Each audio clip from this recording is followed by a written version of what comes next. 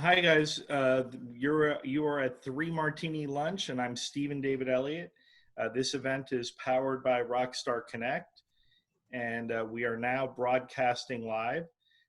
We will have a little bit of a delay today to the Facebook groups, but we will be broadcasting in all 250 Facebook groups around the country today, so people will be able to see all the wonderful things our panelists and participants share.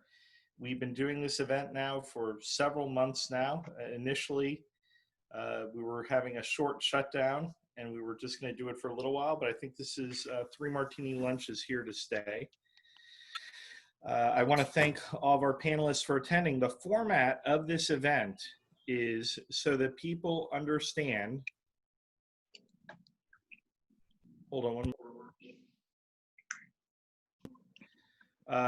Is in order for us to let people learn about our businesses, but also to share great information with others around the country, because all the small businesses are somewhat similar to another. We're meeting the same challenges and we're having the same successes.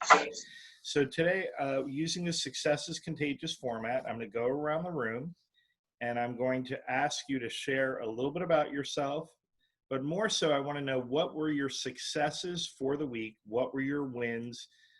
Please share more of that with everyone that's listening, both in the chat audience and on Facebook Live, so that way they know about you and your integrity and how you like to do business, etc. Our sponsor for this event, our national sponsor, is Referral Book. And shortly, I'm going to bring you over to Todd Swicegood, who is the Chief Visionary Officer of Referral Book. And we'll drop his information in the chat. Everyone else, feel free to drop your information in the chat. Todd has been on a very large tour around the country talking about Referral Book and what Referral Book can do to increase the business in your pipeline. Todd, can you hear me okay? Okay, Todd, if you can unmute yourself.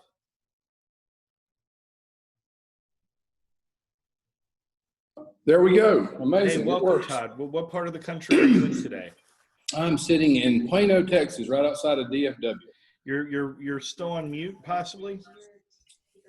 I don't think so. Hey, Todd, I'm sorry. What part of the country are you in right now? Plano, Texas, right outside of DFW. Well, fantastic. Tell us a little bit about your trip and what you're trying to accomplish. So yesterday we plugged out of North Carolina, made the Texas state line, and we've got 4 events here in Texas, Albuquerque, New Mexico, Arizona, San Diego up the West Coast, and back over the mountains. So we've got about 90 events over the next 4 months. And what are you doing at these events? Are you teaching about Referral Book? Yeah, what we're doing this time, Stephen, as opposed to demos, we are literally engaging in workshop. How do you use the tool practically to get your referral networking at the highest level? And are you doing these workshops live or in person, or are they virtual? They're live. We just had 6 people here in a room it's in a Regis type center, and we kept our 6 feet apart, but it was really nice to engage with real live human beings one-on-one. Well, we're very excited about live events too. Rockstar Connect has a live event tonight in the Raleigh area at Bar Louie in Briar Creek. We will be following all requirements of social distancing at this event, but we look forward to seeing some familiar faces. Tomorrow night, we are going to be in Cary at the Cary Beer Garden with our host Domenic, and we're looking forward to seeing how that event goes as well. It's exciting. We're being cautious, but we're looking forward to much more events. We've also booked an event at Sullivan's that's going to be a more exclusive private event. And if you'd like to know more about that event, feel free to put something into the chat audience.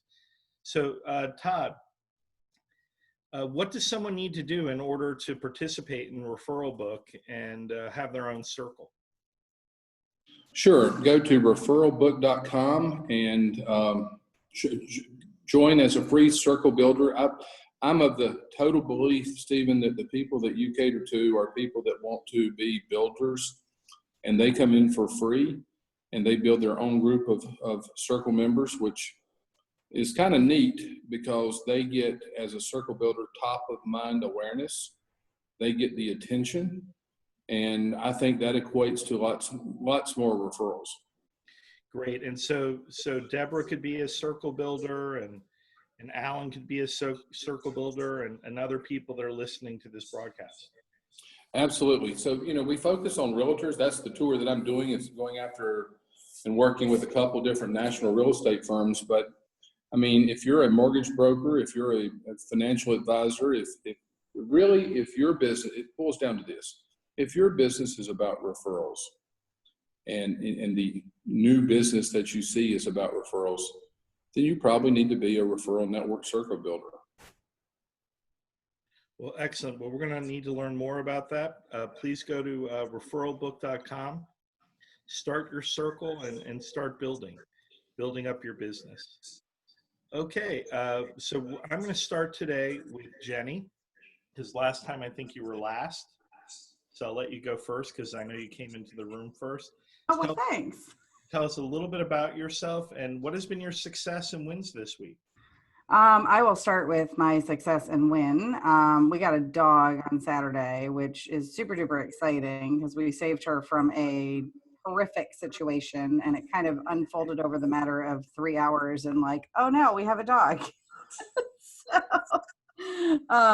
Super exciting. She's an Anatolian Shepherd, which I didn't even know that breed existed until Saturday. Apparently also a very, very bad livestock guard dog. So that's why she's with us now. And her name is Ruby Sue, and she's adorable, and I just love her to pieces. And so that's our win for the week. I am a content marketing strategist and brand and marketing photographer.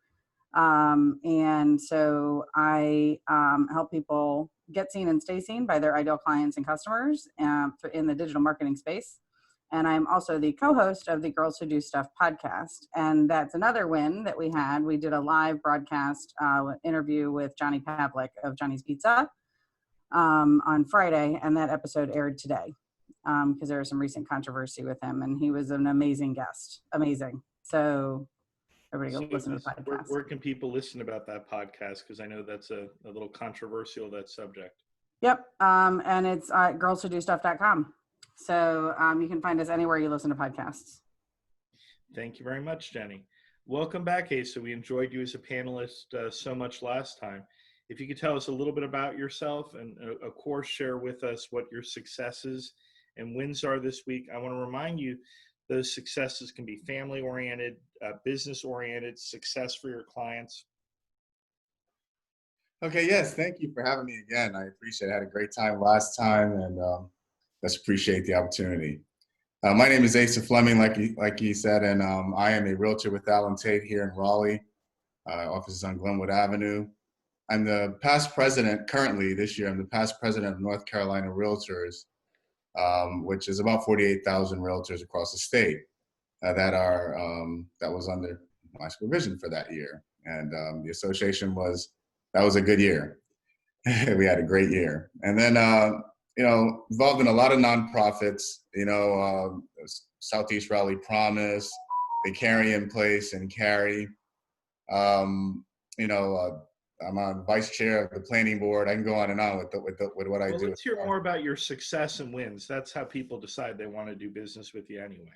Right. And so my wins today, for this week is, I was able to get 2 homes under contract this week during this whole COVID thing.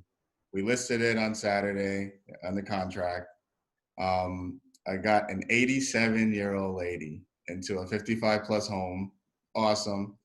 And, one of the things that I've always felt was you got to give in order to receive. And so, being a realtor, I feel you have to be engaged with clients. And so I decided to be engaging when I got into real estate, and I became a part of a lot of different community organizations and things like that, and engaged with the community, because that was a way I could give back, but still, make a lifestyle for myself, and move forward. So people have always done business with me because they've gotten to know me in some sort of other arena. I believe that my business is all referral based. I don't do any type of advertising or anything like that.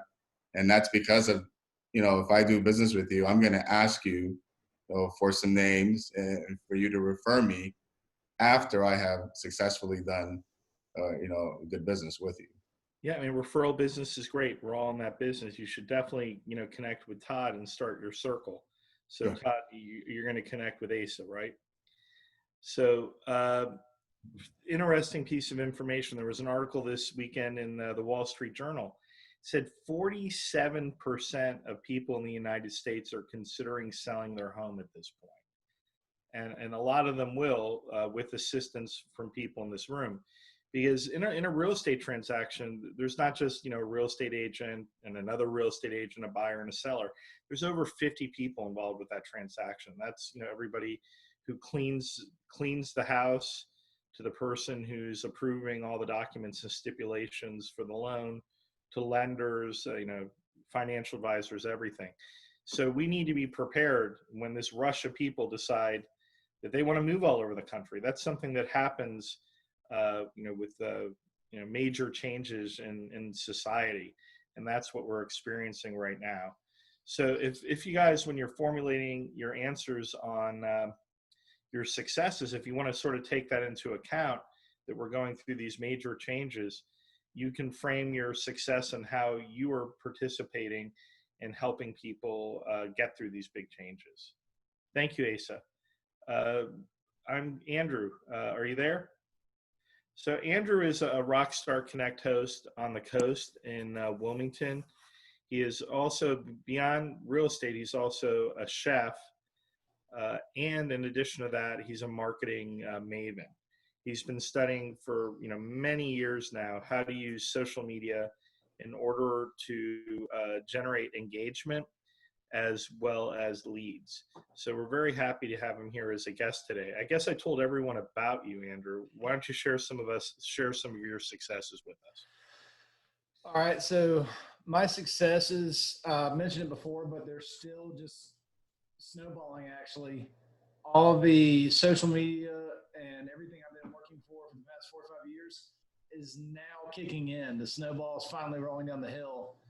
So I'm getting people, I'm having conversations, automated conversations. I'm not having to respond to everybody. And they're telling me what they want, where they want to be, and how much they want to spend. And Andrew, your voice is going in and out. Maybe lean forward a little bit. is that better? Yeah, much better. Okay. So all my systems are finally tightening up and starting to work because the whole planet is now stuck at home on their cell phone. So now everything that I've been working towards is just compounding and snowballing. And I'm starting to finally see the fruits of all the hard work and labor. That's fantastic news. That's a great success, and it's an excellent point. I'm just going to ask a question to the whole group and raise your hand. Are you finding yourself going online, doing a lot more research, not only for your clients, but for yourself to know what's going on? Raise your hand if you're doing that. I find, yes, knowledge is power, and that's something that all of our panelists are sharing with our clients. I really recommend for those of you, Andrew's a king on Facebook. I recommend anyone who's listening around the country to take a peek at what he's doing. He and I have collaborated a lot. We've taken a lot of the same education and knowledge, and we believe in supporting people through Facebook community groups and also live events. And it's astonishing what you can do. Andrew, did I add you into that new group I have out by the lake? I think so. Yeah, so I've been working on this group for about a year now, and I'm going to hit 10,000 members this weekend, and it's generating a lot of information for people in that community. They love it.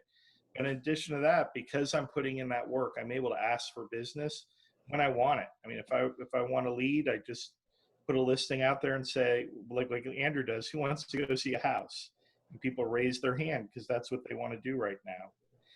Barbara Hemphill. This is Barbara's third time, and I think she's just getting better and better on the program. She has a lot of fans. Many people have written to us and said they've reached out to Barbara and they've had one-on-ones. So I imagine that's one of your big successes. So why don't you tell us briefly about yourself and some of your successes with these new fans of yours? Well, actually, the first success I want to talk about is a purely personal one, and maybe it'll just plant a seed for somebody else about something that you can do in this COVID environment. I have an aunt who's 92 years old. She's just an amazing woman and was actually teaching Bible study before COVID came and she had to stay in her room by herself. And I felt sorry about her being alone, and I play the piano. And so my niece suggested, call her, put your phone on speaker and play the piano. And I've been doing that. And she has absolutely loved it. And I play the old hymns and she'll remember the words and sing them.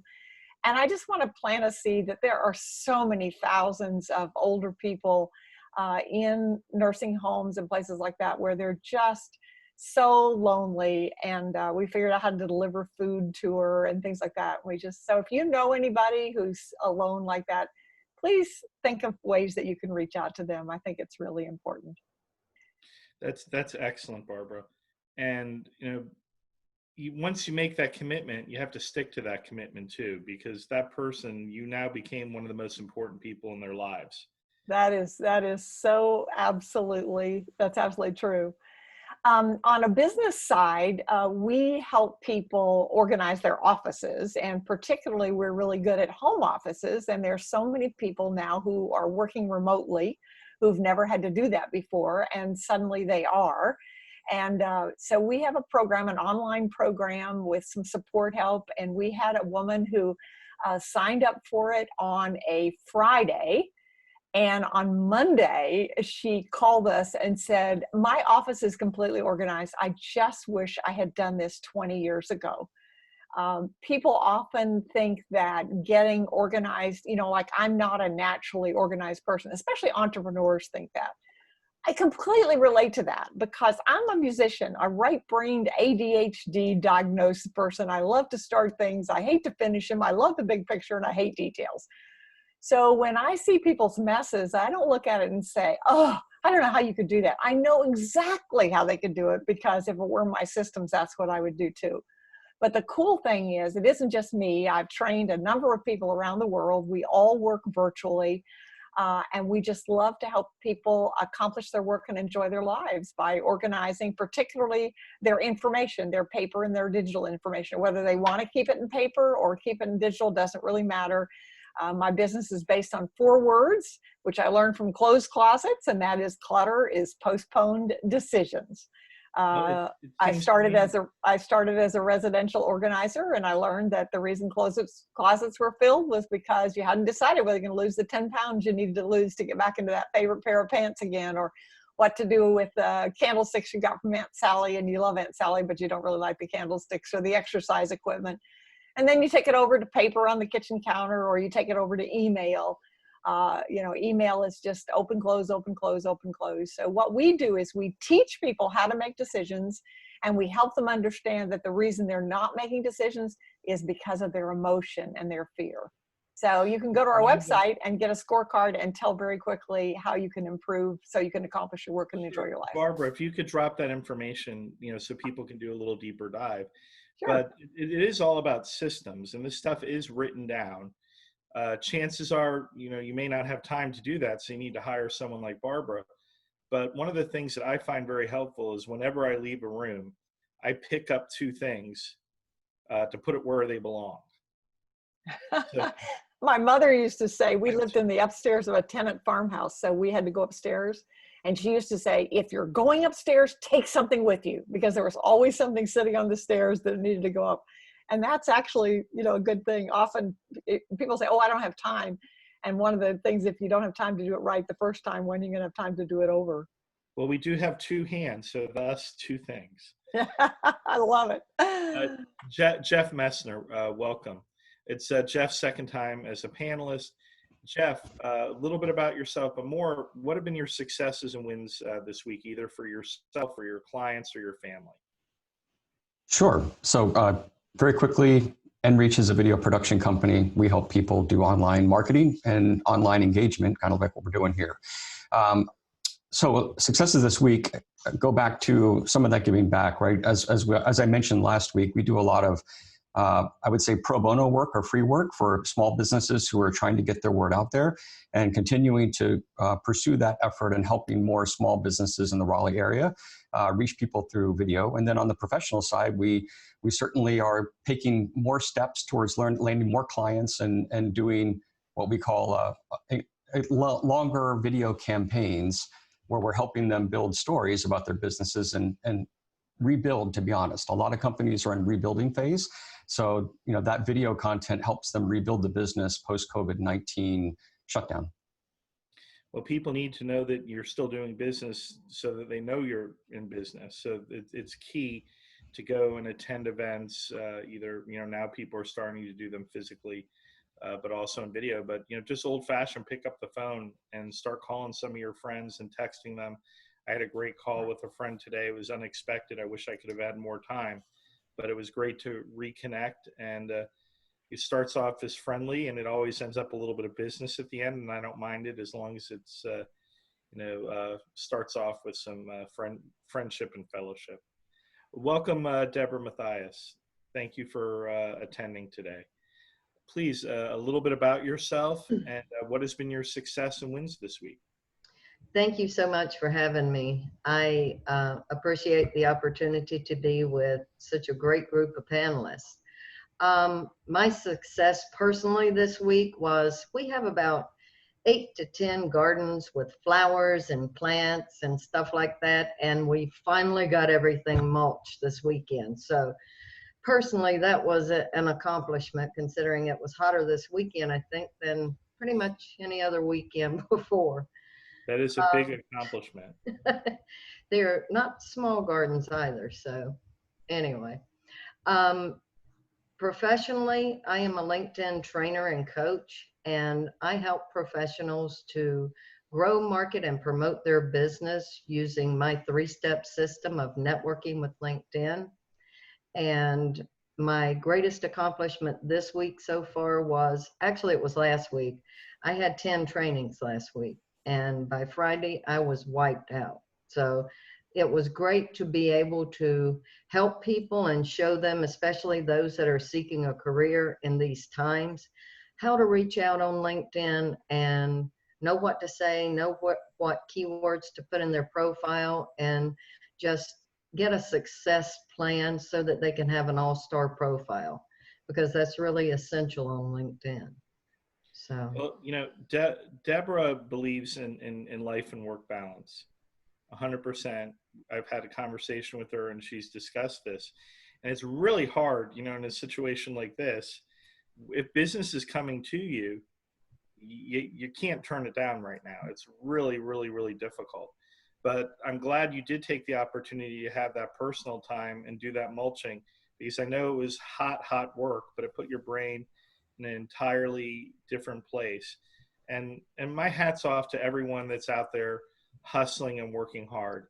And our next panelist, Jennifer Reichel, she works really hard because she's in lending right now. And I don't know anybody who's working harder than people that are mortgage lenders right now, because people are refinancing their home, they're buying new homes, they're getting ready to start new jobs in the fall, and also the corporate relocations in January. And a lot of that was put off for 2 months. So she's doing all of this work right now in this small little period of time. Jennifer, why don't you I told a lot about you. Why don't you tell us a little bit about your successes this week? All right, thank you so much for having me. I'm honored to be on the panel today. It has been a crazy busy year, and I'm blessed to have that kind of business and to have that opportunity at this time when so many others are struggling. Some of my successes this week, which is one of the things that feels really good to be able to help people do this at this point in time, is to save money monthly. So I've had some past client referrals for new refinances and working those up to save people hundreds of dollars each month, which is really super helpful at this point in time for everyone. I also had a past client come back to me to look at now purchasing an investment property. So we are still seeing a lot of purchase business and getting a lot of purchase business as well. So those have been both very great successes for me this week. Some personal successes. My children and I participated in some activities this weekend helping some Black Lives Matter groups. There was a group called BMIS, Black Men in Suits, and we were helping as volunteers to participate in a clothing drive, which was designed to bring formal wear, and then had a photo shoot for these men to have their photos taken in their nice suits, which was really cool to be a part of. It was great to get my kids involved in some of those movements as well. Those are all things that, you know, we feel really strongly about helping in our community. Let's see, what other things? Oh, I wanted to mention too that as a mortgage officer, we are, the bank that I work for, we are available to do loans in all 50 states. So I am based in Denver, Colorado, but I'm doing transactions in Arizona, Pennsylvania, North Carolina, Tennessee, all right now as well. So, and then we also lend on land, which doesn't happen very often. And so I can also help with that. That's really good. And you know, please drop your information into the chat, or Sarah will do that for you. But they had a Black Men in Suits chapter doing an event in downtown Raleigh this weekend. I said, all the power to you to be out there in suits when it's 90 degrees here in the South. They were definitely making a statement, and they looked really great. There were some really incredible outfits. Yeah, I have a wonderful video that I'll share with everyone too that came out of this weekend. So oh, terrific! If you could drop that into the chat, that'll be terrific. I'm going to skip over Chris because it looked like he stepped out for a little while, and I'm going to introduce my friend Jackie. Jackie, if you could share a little bit about yourself and what your organization does, and what have been your successes this week? I know you've had some family time, but you've also been doing some things for your foundation. You need to unmute yourself, Jackie. Yeah, everyone, I'm going to allow you all to unmute yourselves. Okay, can you hear me now? Yes, I can. Okay, first of all, I'd like to say thank you for having me back this week. I had a really incredible time on the last Martini luncheon, 3 Martini luncheon. I am Jacqueline Wittenburg. I am the executive director and co-founder of the Derek Wittenburg Foundation, which is a foundation that was founded by my husband and I in 2015 to help college students in the state of North Carolina graduate without racking up a ton of debt just to receive an undergraduate degree. And so our focus is on juniors and seniors only, non-athletes. And to date, since 2015, we have been able to award close to $500,000 in need-based academic scholarships to students from 7 schools in the Triangle, including NC State, Wake Tech, Meredith College, because I believe in the advancement of women, and Meredith is incredible. We have St. Augustine's University, Shaw University, and William Peace University, and we just added UNC Wilmington.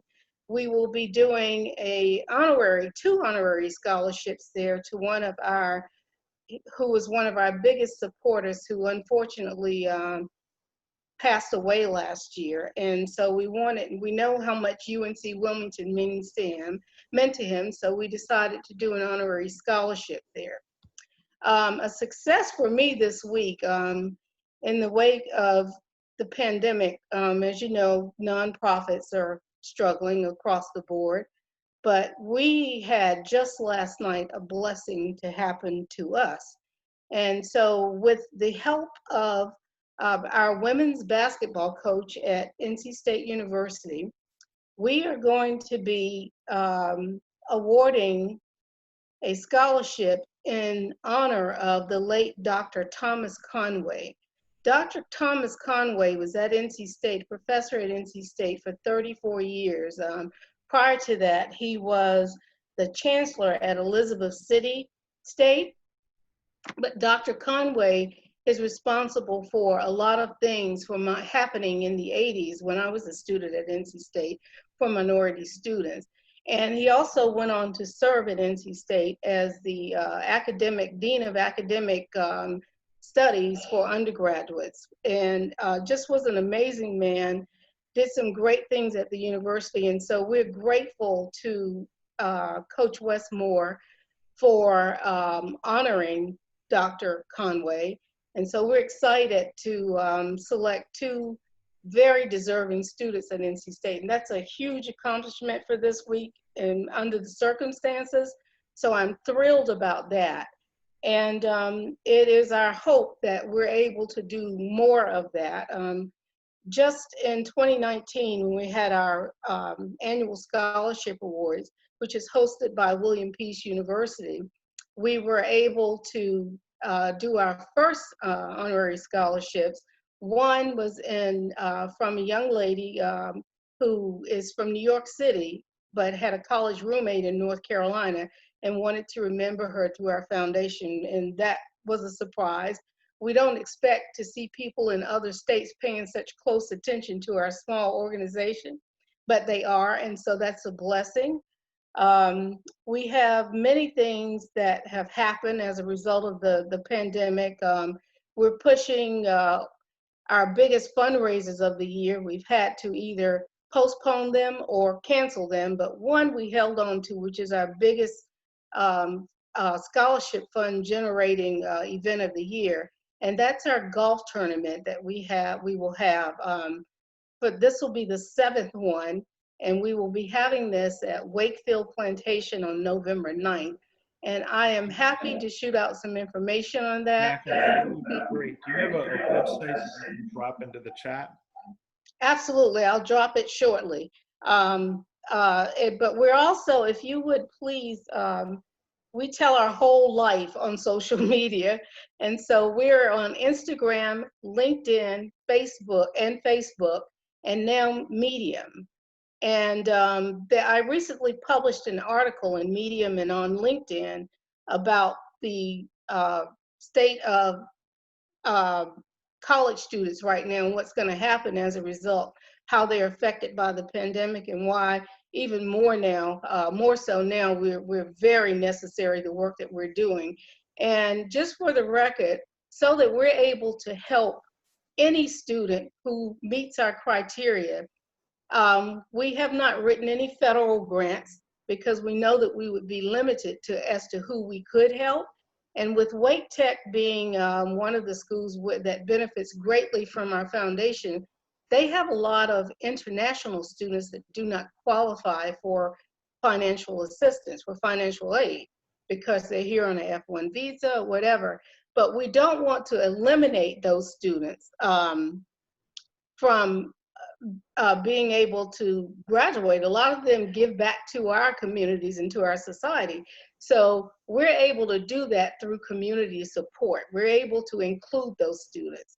I will shoot in just a moment information about the foundation, a link to the website, and my direct email address and phone number. And if you like more information, please feel free. Do not hesitate to call me. I list my mobile number. That's the best way to get me.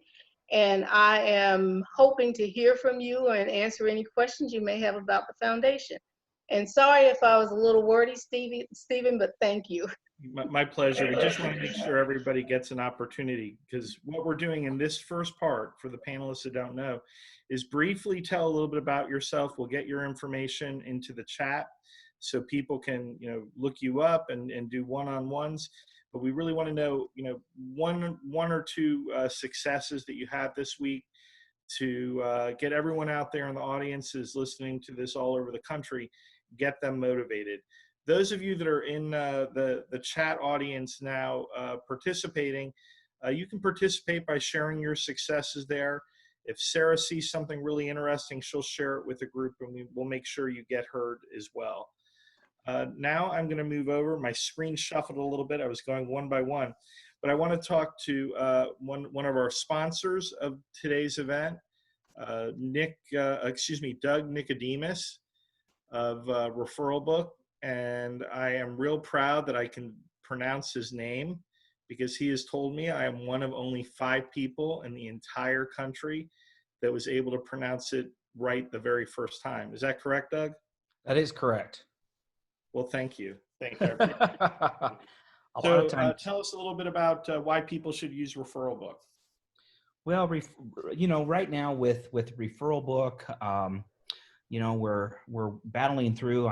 Battling is probably not the right word, but working through this pandemic, and really trying to understand the new norm, if you will, or the new normal. And Referral Book, it's a tool that we had even before the pandemic, and it's really just connecting people, it's building relationships with our circles, and connecting others. And as we have learned, and as most of you have learned, is that to me, Stephen? I didn't know. Was that a question or?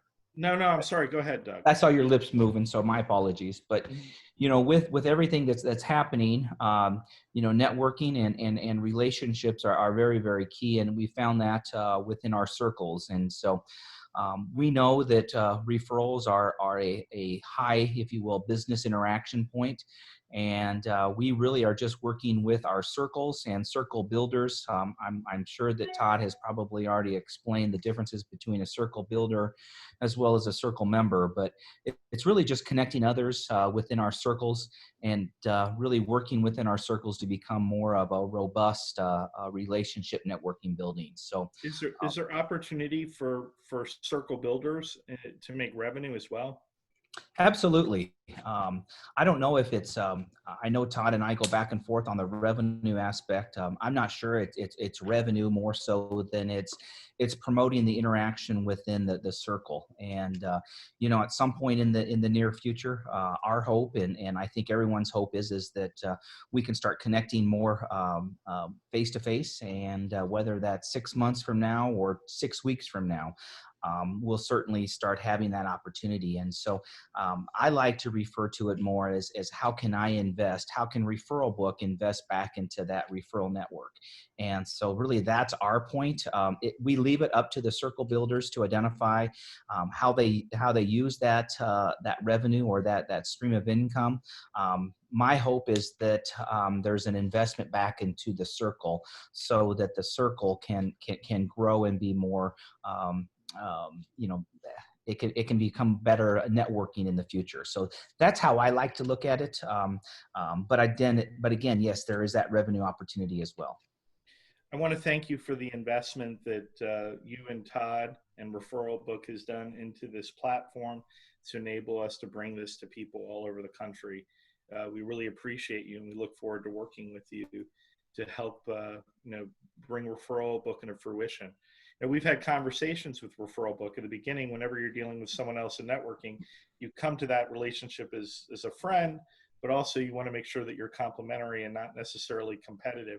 And Referral Book is definitely complementary for people that go to Rockstar Connect events or host Rockstar Connect events.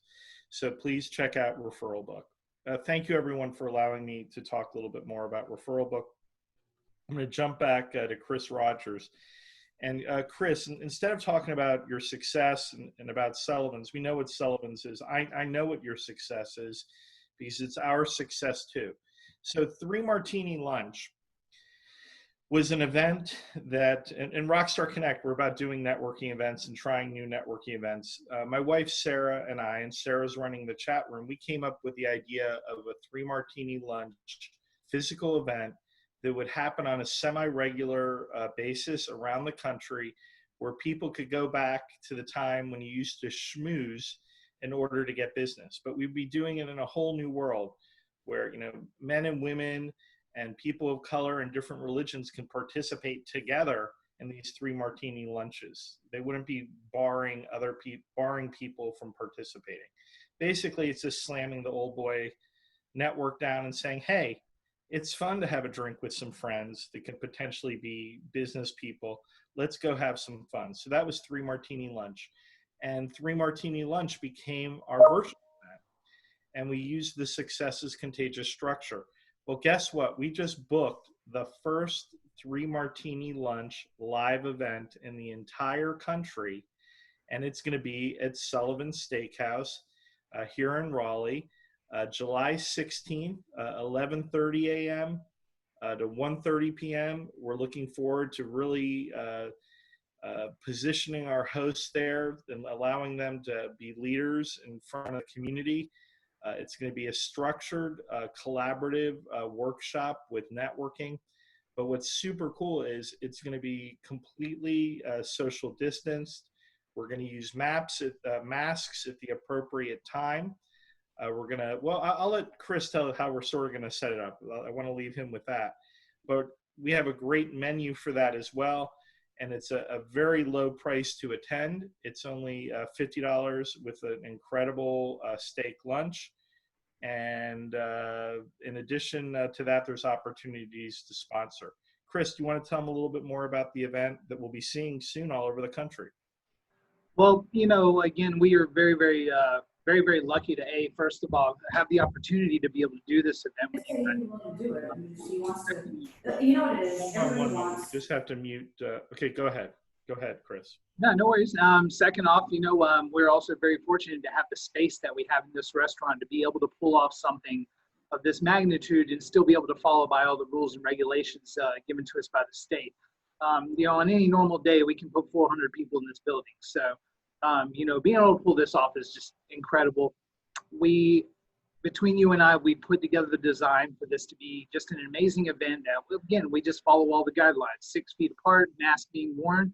And, you know, on top of that, you're going to get to enjoy an amazing lunch at Sullivan's Steakhouse. I don't know how many of you guys have actually been to Sullivan's, but I'm telling you, this is not an event you're going to want to miss.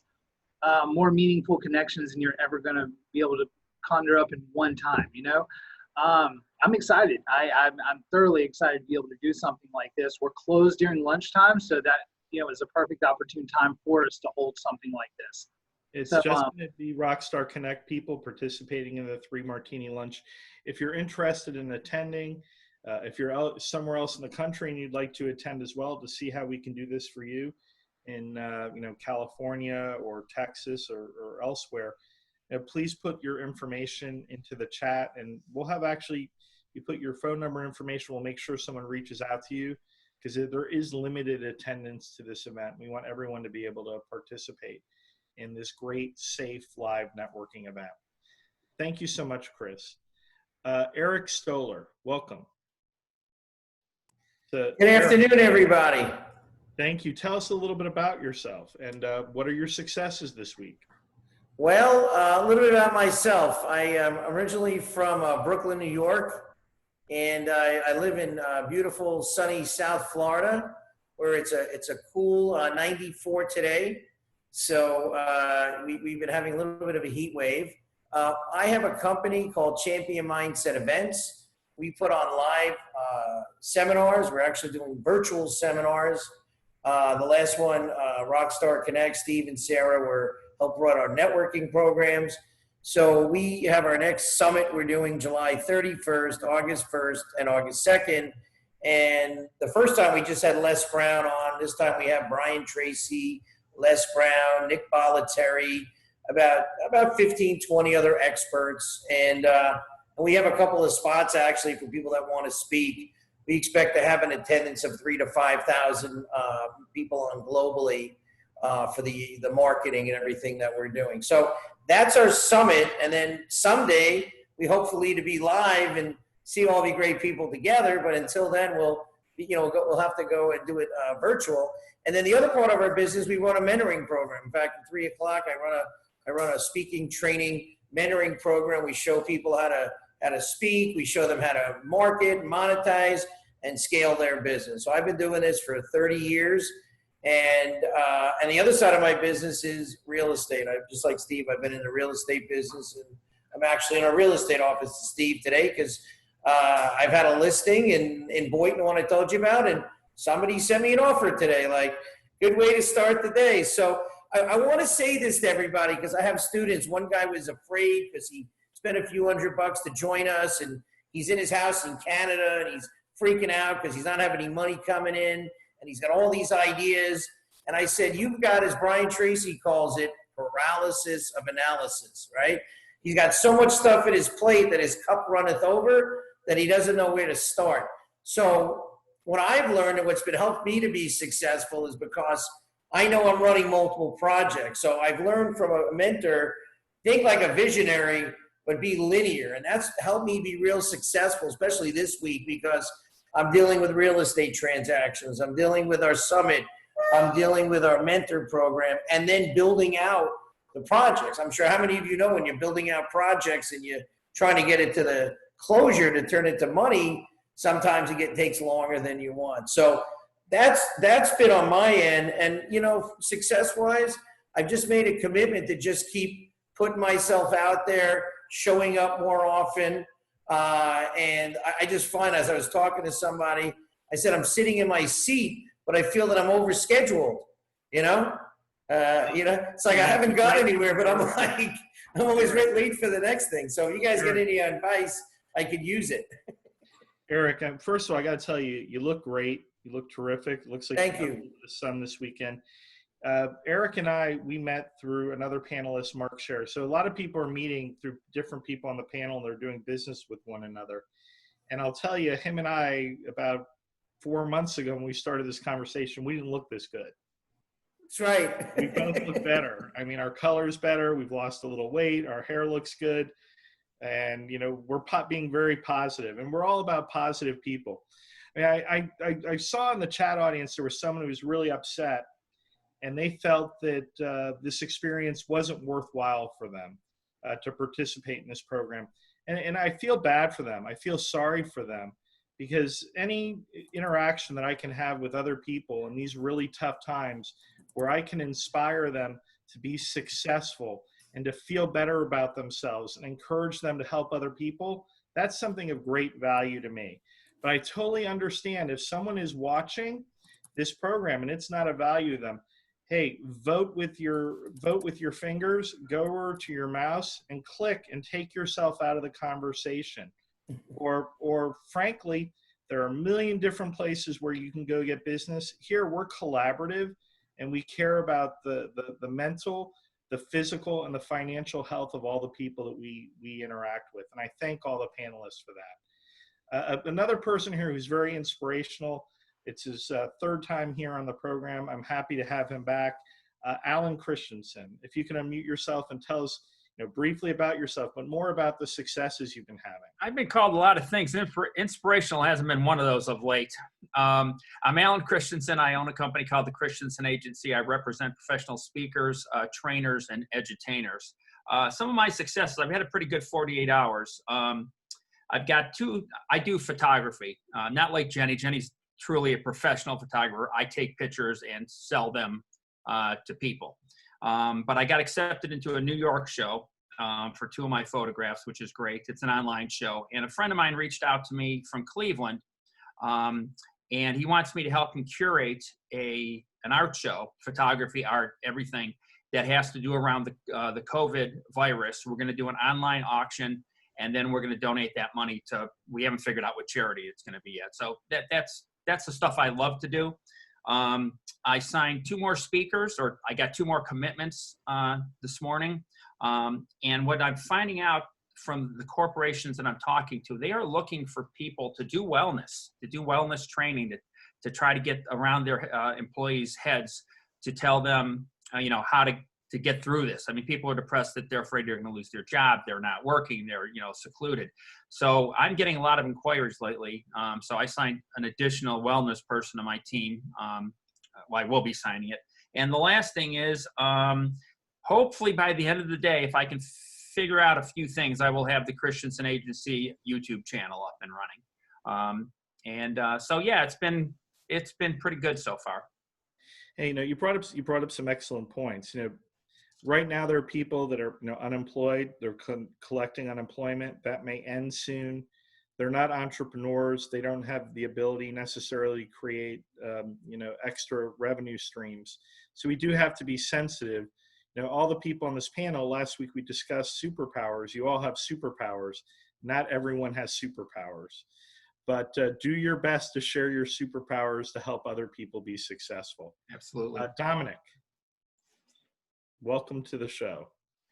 Oh, thank you very much, Stephen. I appreciate that. So for those of you who don't know me, which I think is virtually nobody in this room or on the chat at this point, my name is Domenic Battistella. I'm a financial services professional with New York Life, and I specialize in business continuity, meaning helping businesses prepare for eventualities that we can foresee, and to ensure for those that we can't, anything that could potentially interrupt your business's revenue generating potential.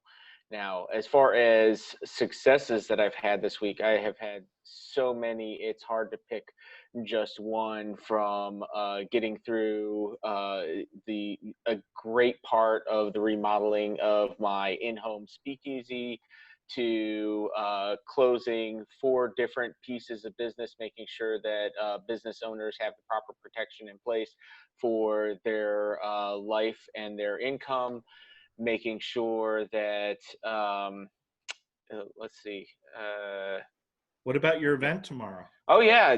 I got an event tomorrow. I'm helping J. Scott Rutter with his event tonight. So we've got the first 2 live networking events in North Carolina. So you can actually come out and do some networking in person. So Briar Creek Business Networking is tonight at Bar Louie from 5:30 to 7:30, and then tomorrow night we've got RTP Business Networking, which is at the Beer Garden in West Cary from 6 to 8 p.m.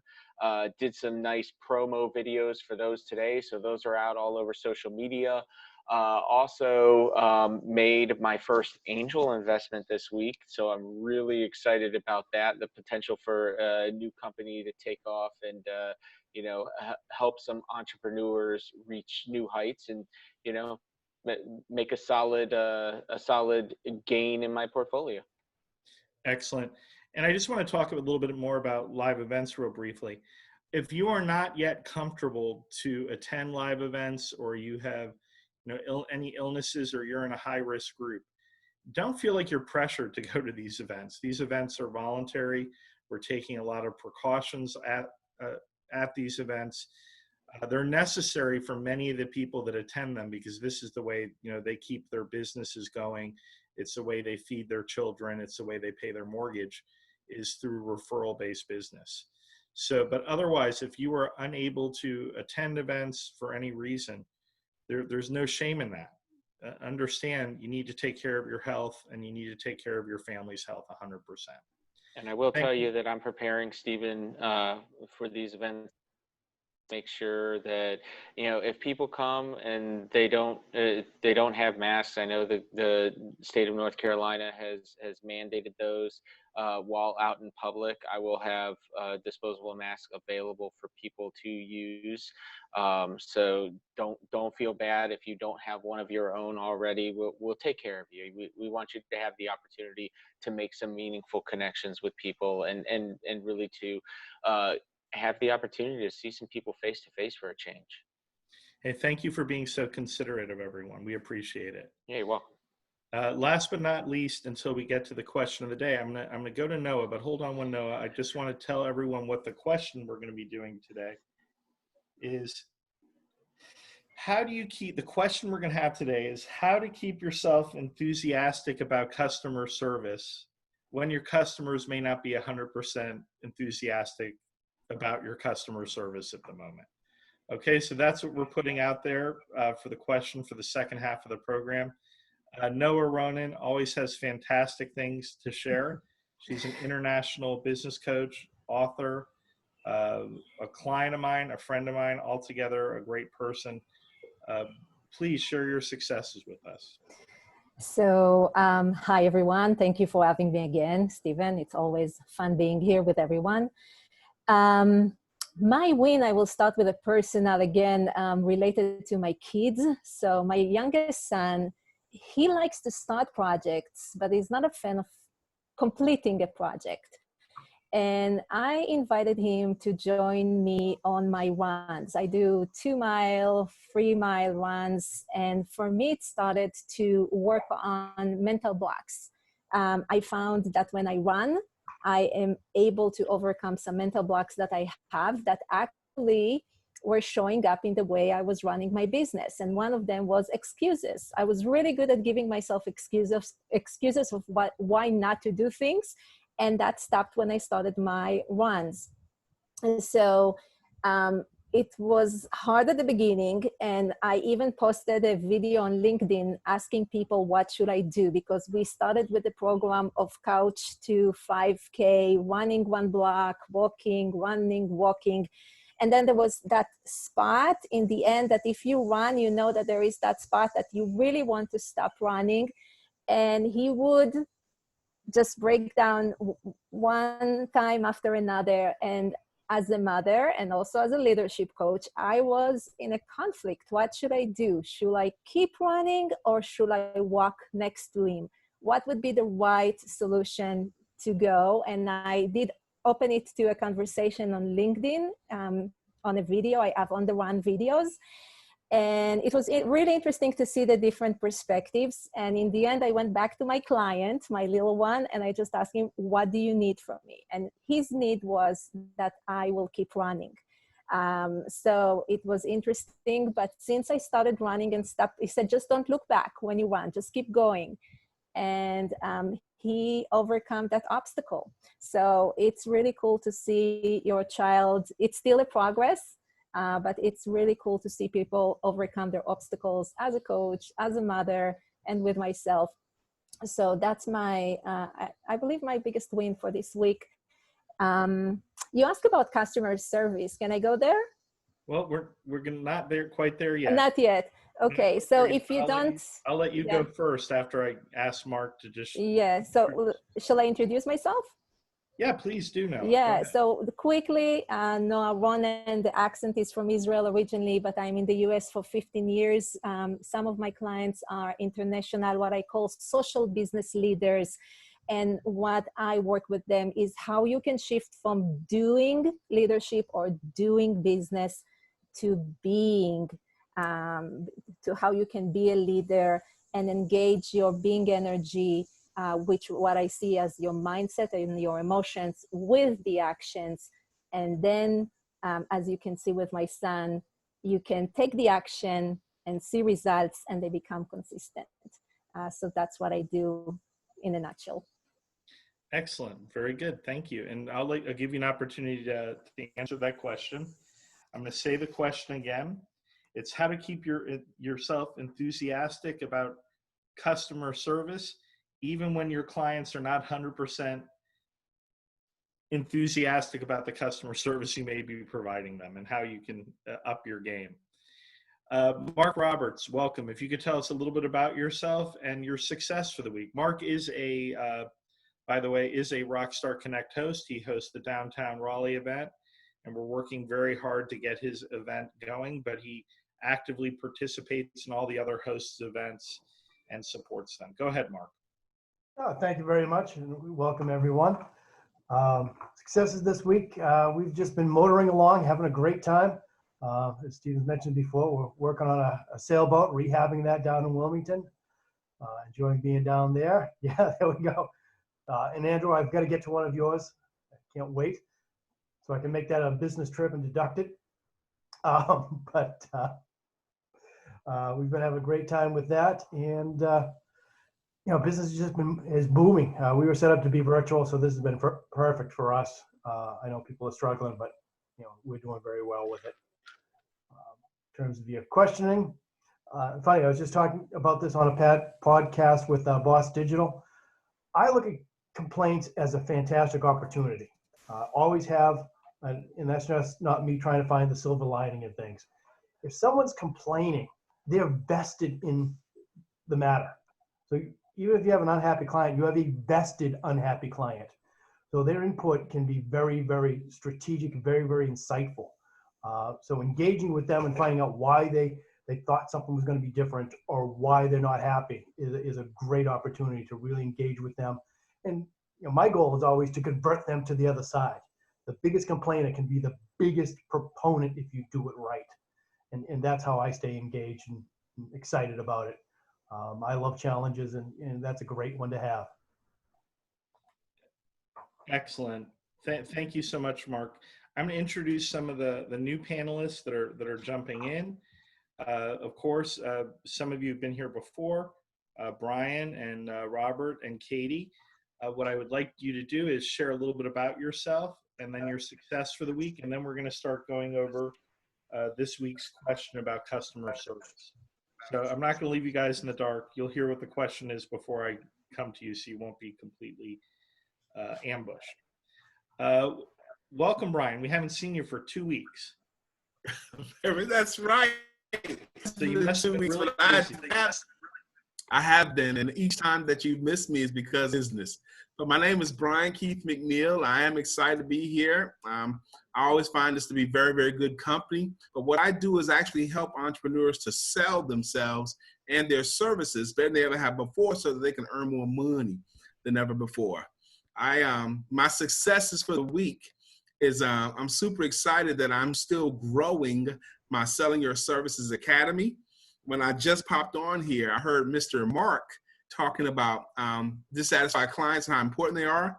It harkens me back to this great book called How to Win Customers and Keep Them for Life by Carl Sewell, an old school book. And he talks about how your disgruntled clients that you satisfy end up being your best clients of all. People that have a disagreement or they have a problem that you rectify, they refer more business to you than anyone else because you fix the problem. So the timing was great. That's fantastic. I used to own a brick and mortar business, and I would have some customers that come in that would be considered by many beyond difficult. I mean, really not happy, sort of mean when they came in the door. And I would give them special attention. I would literally love bomb them. And my employees would say, why do you do that? And I said, well, the nice people, they're always saying how they like things, and they're always referring things. And sometimes their referral may be discounted, but these difficult clients, when they like something and they make a referral, people say that this company must be a fantastic place to do business. So I 100% see where you are, and it works every single time. Welcome, Katie. Can you unmute yourself? Did it again where I accidentally turned off my video when I tried to unmute. Hi. I think it's just a glitch in your particular camera. No, I'm trying to move too fast, and I'm not being careful, and I click happy and clicking the wrong buttons. Excellent. Well, welcome. Please tell us about yourself. You're a very popular panelist. And what has your success been this week? So I'm the founder and executive director of the nonprofit Going Places, and we provide new custom bikes to every single child at once in the low-income elementary schools in big surprise bike reveals. So we're giving 400, 600 bikes at once. And we also provide other forms of joy like Halloween costumes, and we provided bundles of joy, which were gift bags full of fun activities for the family to enjoy together over the summer. And we provide joy for the staff that work at these low-income schools. And I also have an LLC on the side where I do keynote speaking, and I host an online course where I teach people how to start their own nonprofits by guiding them month by month through the first 7 months over 18 lessons, every single thing they need to do to get their nonprofit up and running and making money quickly. A big success for the week. Today I've had a really busy day of back-to-back being interviewed on different podcasts, video podcasts for different companies. One was in Atlanta, one was here. So it's been some good exposure, and I got back some new headshots that I took last week that I really liked, and they're really good for kind of like lifestyle photos to help elevate my brand and kind of show my personality. Well, that's fantastic. I was looking at your social media and I saw a picture. I don't know if it was the first time you gave bikes, but you're like in a field of white bicycles. That popped up on my memories. That was not the first time. That was actually the last time we gave bikes. That was last June. And that was 450 bikes, and it's I wish I could share photos in the chat and I would share it, but it's literally a sea of them. On LinkedIn? Can you share that picture on LinkedIn? Because that's a very I should. That's a good idea. Yeah, if you could share that on LinkedIn, everyone has the opportunity. Definitely connect with everyone that's here, but connect with Katie on LinkedIn. You have to see this photo of all the bikes that she distributed at this one particular school, and she's doing this at schools all over Charleston and soon to be all over the country. So we're very proud of you. Thanks. Katie is a host in Charleston, and we're working very hard so that she can have her first live event again. And we're excited about that as well. Yeah. I'd like thank you, Katie. Robert, welcome. Good afternoon. If you could share a little bit about yourself. First of all, Robert is very special to us because he does a very important thing. He helps people get out of debt and stay out of debt for life. If that's intriguing to you, definitely connect with Robert offline, either on LinkedIn, or you can ask for him to connect with you here, and he certainly will. Robert is also a former musician as well, but I guess you're never a former musician. You're always a musician. Always a musician, yeah. So if you'd like to talk about music, and definitely connect with Robert. What are your successes been this week, Robert? Well, a couple things. One, I got another referral off of Alignable, which seems to be very, very good lately. I made contact with Rhonda, Sher. We talked a little bit about my really horrible LinkedIn page. I found out I don't even have a business page. I thought I had a business page. Look, she's laughing at me. But I do have to ask a question. Brian, what is that behind you? Is that a rhino? A rat? What is it? I think it's actually a rhinoceros. It is a rhino without a horn? Yes, it does. Oh, there it is. Okay, I couldn't figure it out. Here you go. Yeah, there you go. Yeah, my wife and I, we own Financial Independence LLC. We help individuals and business owners eliminate debt. Anything from credit cards, mortgages, student loans. We usually can get you out of debt in 9 years or less, including the mortgage, and doing without spending any more money than you're already spending. It's a great program. It's been in place for probably about the last 10, 15 years. And if you have somebody or know somebody that really needs help, or you just want to build your own family bank, we can teach you how to do that too. Thank you very much. And let's go over to Rhonda. Rhonda, if you could just briefly tell us about yourself, but we want to know a success that you have this week more than anything else. So I'm Rhonda Sher. I am a LinkedIn expert. What I basically do is get people out of the LinkedIn Witness Protection Program so you can book 2 to 10 appointments a week, get found, and really keep your calendar full with the right prospects and the right clients. My success is actually, I got my taxes done. You have no idea what a huge success that is. I'm one of those people that just puts it off, and I love, love, love my CPA. So I got my taxes done, and I think that is a huge win. Other people are keeping really quiet right now on the panel. I'm so happy that it's done. You have no idea. So the 3 Martini question of the week, for those of you who haven't heard it, is how to keep yourself enthusiastic about customer service when your customers may not be 100% enthusiastic about the customer service that you're giving. I told Noah she would have the opportunity, I remembered that she would have the opportunity to speak to this question first. So what I do as a coach is not 100% customer service, right? But I am freelanced with a company that provides executive coaching for big corporations like Facebook and Google and whatever, and small companies. And there are sometimes people need to do coaching. And I am actually going to say something that is a bit different. And I sometimes will push back and say, maybe you don't need coaching right now. and that's okay too. And that's when the conversation starts, because when I say that you don't need to have something, suddenly people are opening to start a conversation. And then I use the second skill, curiosity. Curiosity is, I believe, one of the best tools to have conversation with people and just connect.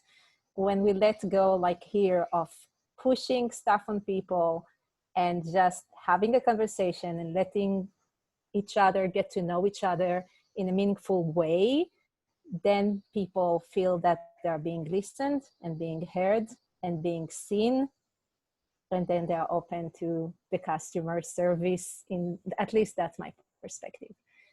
So sometimes it's also okay to say, you know what, maybe it's not the right time. It's okay. And you will be surprised to see what's going to happen, rather than keep convincing the other person that they need the customer service. So those are my 2 cents. Excellent. Jenny, I know you want to talk about this subject. I love this subject. I know. That's why I went right to you. Thank you so much. So the like difficult conversations, I actually think are fun. A lot of people maybe don't like them, but I think they're fun. It's an opportunity for me to put my old social worker hat on and just the most effective way that I found to deal with that has been just by listening. I mean, you just have to kind of let it happen and not take it personally, because at the end of the day, it's not about you, it's about them. Like, well, I mean, if you're listening, they're going to tell you the level of customer service that they expect. Yes. And maybe the customer service you're providing may be too intrusive. Yeah. They don't want that follow-up. They don't want you to call. They you know, just do your job, and I'll let you know if there's a problem, possibly. Right. And if you're the type of business owner that does not want to handhold and they want handholding, then maybe you refer them to somebody who will do that for them. But I heard you're a big handholder. I am, I like to think of myself as a more of a Sherpa. Like I'm gonna be your guide. I'm not gonna hold your hand. I'm gonna make you do it yourself. But everyone has their own style, and it works for them and for their clients. You know, Asa is a handholder, so I'll let Asa handle this question too. Well, how do I stay enthusiastic when, you know, they feel like I'm not providing customer service? To me, I feel like that's an impossible thing, because my intentionality is always I'm providing the best customer service. But I you know, occasionally you run into that, and you know, what you do is it's communication, right? It's probably some sort of miscommunication. And so you first seek to understand, you know, and then you apologize for any of those confusion. And the whole object is to understand that being positive and remaining enthusiastic is the way to keep them and get them back to being positive and enthusiastic, because it's contagious. Behavior breeds behavior. And so what you do then is refocus them enthusiastically on the end goal, the objective. What are we really trying to accomplish? Remember, we were trying to do this. And once you've done that and you've got them enthusiastically looking at that end goal, you reset the expectations, right? And you say, hey, here, you know, now that we're trying to accomplish this, here's what the expectations are, and you make sure that you know what they're expecting as far as customer service. And then you take action in a way that, you know, meets those expectations. And that's the way to get around that. And in your industry, and I'm in your industry as well, it's very easy for everyone involved in the transaction to forget what the ultimate goal is. Right. And that's part of the customer service, is reminding people what the ultimate goal is, and let's stay on track to do that. Like, remove emotions from it and say, yes, this is an emotional thing, but at the core, it's a business transaction, and we all want to get to the same result. Yeah, what I think people want is, first of all, to be heard, and then, you know, they want some sort of apology. Like, it's your fault, so, you know, you apologize for the confusion, right? You know, okay, something's happened here, and then what do they really want? Well, what they wanted to begin with.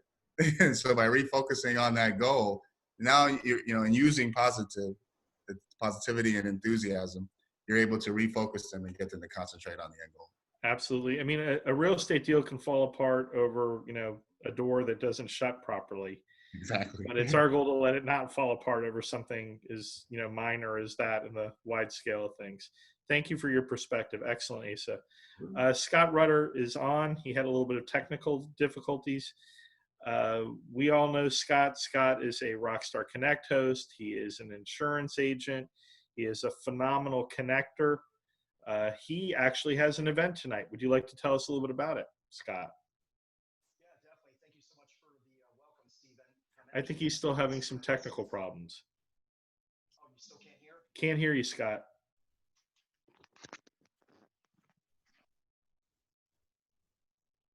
Was the microphone in the back of your head? Okay, what about now? Yeah, you sound great now. Oh my goodness. See, it was a microphone that wasn't working. I'll tell you. I'm trying to compete with Mr. Mark Roberts or Domenic. You should see their studios. But yeah, I'm super, super excited for tonight. It's going to be the first Rockstar Connect live event here in North Carolina, followed by Mr. Domenic Battistella's tomorrow. So it's in Briar Creek at Bar Louie from 6 to 8. And I know Dominic's coming out to support it. I know you're coming out, Stephen. I'm going to come out of my cave. Yes, yes. So we're going to have a lot of fun tonight. And it's going to be very interesting to see how many people attend. Well, Scott, I think I think we'll have a good number, not too many, and just enough. It'll be sort of like Goldilocks and the Three Bears. How do you keep yourself enthusiastic about customer service, Scott, when your client may not be 100% satisfied with the customer service you're providing? Yeah, so I mean, I don't know how much of the conversation I was there for and not there for, but to piggyback off of what Asa said, clients do want you to own it. You've got to own the accountability aspect of it. And again, sometimes we say sorry, and we should say sorry. Again, some people are too proud and too prideful, but it's okay to take fault.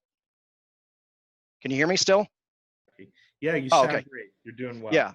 And it's a little bit different for me now being self-employed. I'll tell you, when I was in banking, it was kind of nice because in a leadership role, I knew if I had a difficult client, which was rare that I had one, I knew which one of my bankers I could push them off to and who would deal with that client the absolute best. But now that I'm self-employed, again, there's nobody to put that client off to. So I would consider myself a chameleon. And, I have a unique skill set to pretty much work with any kind of client across the board, which is very opposite of my business partner. My business partner, again, if somebody doesn't necessarily share the same beliefs, he doesn't feel he can do business with that person. But for me, I feel I can do business with anybody and would do business with anybody. So I serve at the highest level possible with excellence and treat my clients like gold. Excellent. And I can attest to that. That's absolutely the case. Jackie, you've been waiting your turn. Do you have something that you'd like to add on this subject? If you can unmute yourself. There we go. Go right ahead. For me, being in the world of nonprofit, as we know, we have to always be in the mode of making sure our clients or our contributors feel appreciated. And so for me, I believe that if you build relationships, transparent relationships, because your integrity is all that you have, if you ever encounter a difficult time, the other party is easier to forgive because you have built a relationship with them and they know who you are, they know your character, and understand that when unfortunate things happen, and that does happen sometimes in the nonprofit industry, we just have to make sure that we have built a relationship with that person enough so that they can trust us even in some of those difficult times. Excellent point of view. Andrew Pierce sees it from all different angles. He's in hospitality, he's in marketing, he's in real estate. How do you focus on customer service and people that may not be happy with it? And Domenic almost lost his very expensive bourbon he was drinking at the time. But my response to this is their money and it's my job. So lean forward a little bit. How they want it, whether I agree with it, I need to present them with all the options, let them see for themselves if they're good or bad, and have a backup plan in place when they realize that it's bad. Say, hey, that well-done filet mignon with ketchup isn't good.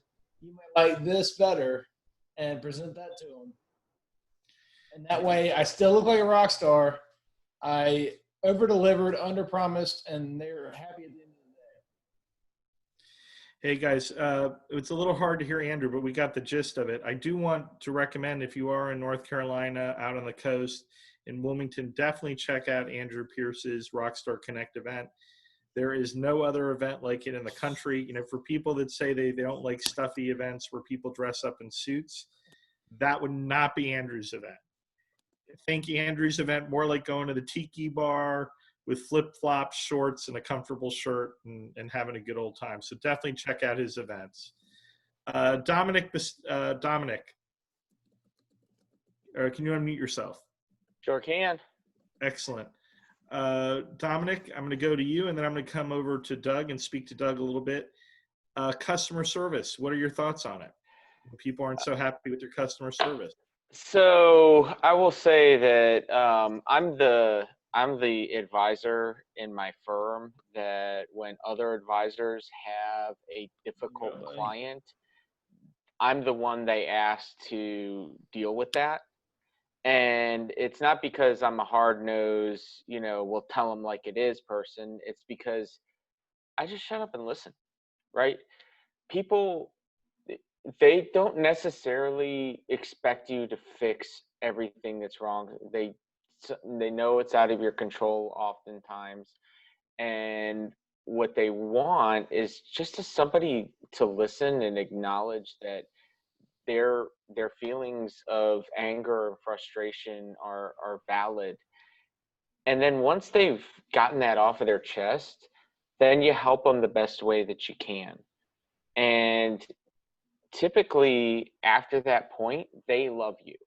In fact, I've gotten some of the best referrals I've ever gotten from those difficult clients that other advisors have handed to me to take care of. So it's just shutting up and letting people get the harsh feelings off of their chest. It sounds like you're empathizing with them. Well, it's not even empathizing. You just listen. You don't try and explain. You don't try and justify. You just let them say what they got to say, and then you apologize and ask. Here's an important question: what can I do to help? What would you like me to do to help you? What would make this right for you? It's something that, and I'm sure Andrew will agree, being a chef and being in the hospitality industry for all those years, just like I was, is you don't let customers leave your restaurant unhappy, because somebody who has a great experience is going to tell maybe 5 people. Somebody who has a horrible experience is going to tell everybody they ever meet they had a horrible experience. So when I would go out to a table where a guest was unsatisfied with their experience, I would listen, and then I would apologize, and I would say, what can I do to make this better for you? And a lot of times, even if people would say something like, well, I don't want anything, if they don't want anything, I comp their meal and I bring them a dessert. If they say, I want this taken off the bill, great. I'll comp the entire table. Pay for everybody's meal, bring them all dessert, and you know what they're going to talk about? Wow. You came out, you listened.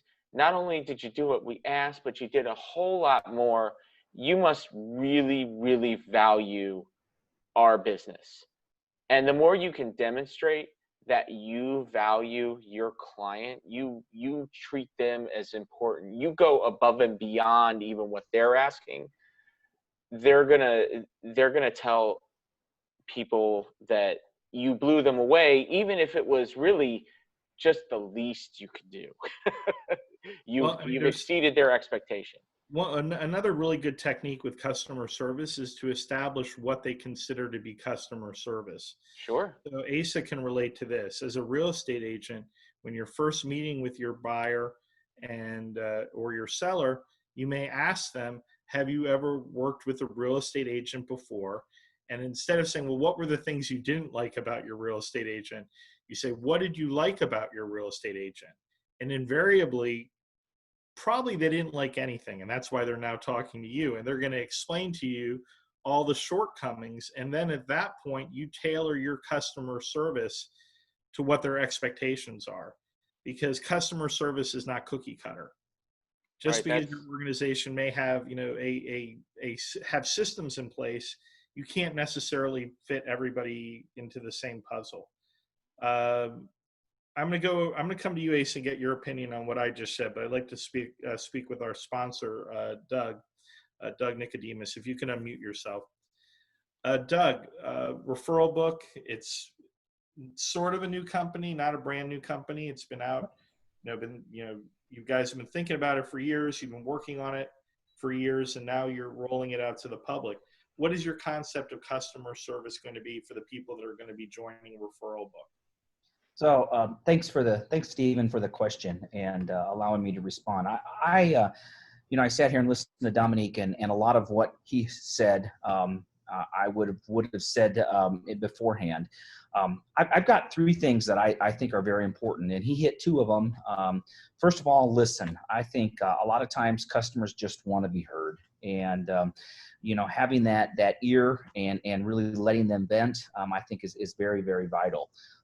Apologies. I think that's so, understanding what they're maybe trying to go through. And while we say an apology, we really can't understand sometimes what they're going through, but a lot of times I think the customer just wants an apology. So those are the two things. I think the third thing that I would bring, that Domenic, maybe he alluded to a little bit, but I think is very, very key, is what's the expectation moving forward?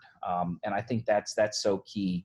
And making sure that timeline is respectful, not only for me, but also for the customer, and making sure that I deliver on that timeline. So if there is follow-up, making sure that I provide that follow-up and getting back to them in that timeline, that expectation that I set forward. So I think those three things, again, listen, apologies, and then what's the plan of action moving forward. And as with any type of a startup, any type of an organization that's getting off the ground, I think those three things are vital in making sure that we provide that customer service that needs to be there.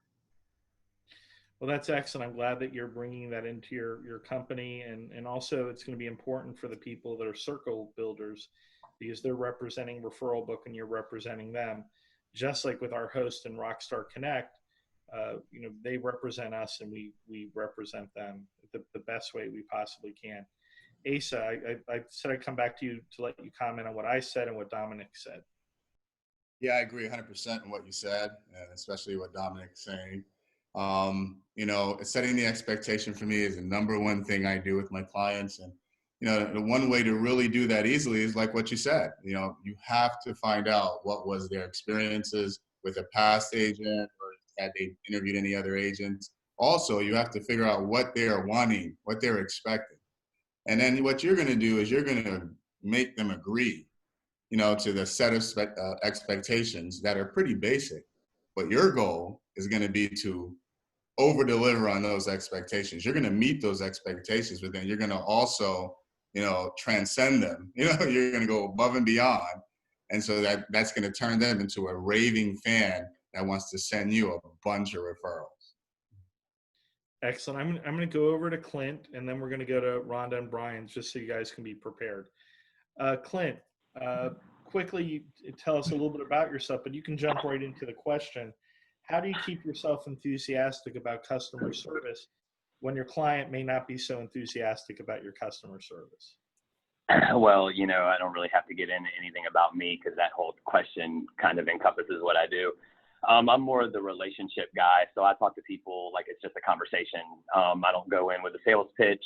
I don't have any accoutrement with me whenever I go in, no badge, no briefcase, no cards. I mean, I may have a card in my back pocket, but nowadays it's more, have your phone. You can take notes on your phone. I can also connect with you on LinkedIn on your phone, but it's about treating them like they're a person, not like they're a customer.